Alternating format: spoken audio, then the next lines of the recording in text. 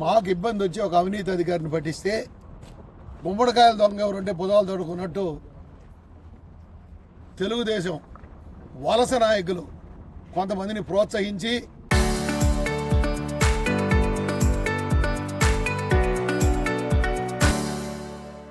మీరు అందరూ చూస్తున్నారు, గమనిస్తున్నారు ఎవరు అనేది.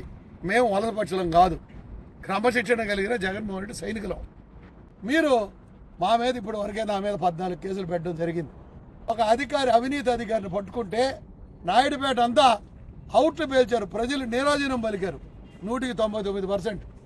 1% ఉన్న వాళ్ళని ఒక వలస పట్టి ఈ నియోజకవర్గంలో నేను ముసిలోనంట కాటిక వాళ్ళ వేధింపులకో, వాళ్ళ తాటేసప్పులకో, వాళ్ళ బెదిరింపులకో భయపడి పారిపోయే వ్యక్తి కామిరెడ్డి సత్యనారాయణ కాదు.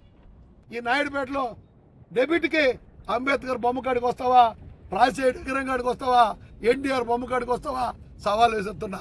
అభివృద్ధి లేదు అంటారు జగన్మోహన్ రెడ్డి. ఈరోజు డిఎస్పీ గారికి చెప్పాం, 24 hours షాపులు ఎవరు పెడుతున్నారో 24 గంటల మధ్యాహ్నం అరికట్టండి, బెల్ట్ షాపులు అరికట్టండి.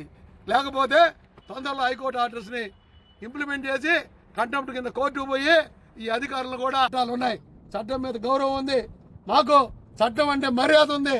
ఈ అన్నింటినీ కూడా మేము ఇంప్లిమెంట్ చేసుకుంటూ చట్ట పరిధిలో ఏ పనైనా చేసుకుంటూ వైఎస్ఆర్ కాంగ్రెస్ పార్టీ జెండా ఎగరేసేంత వరకు అనునిత్యం పోరాటాలతో, పోరాట పటిమతో, తప్పు చేయకుండా తప్పు చేయని వాళ్ళని ఎదుర్కొంటూ ఖచ్చితంగా ముందుకెళ్తామని మీకు అందరికీ తెలియజేస్తూ, చరిత్ర సృష్టించినోడు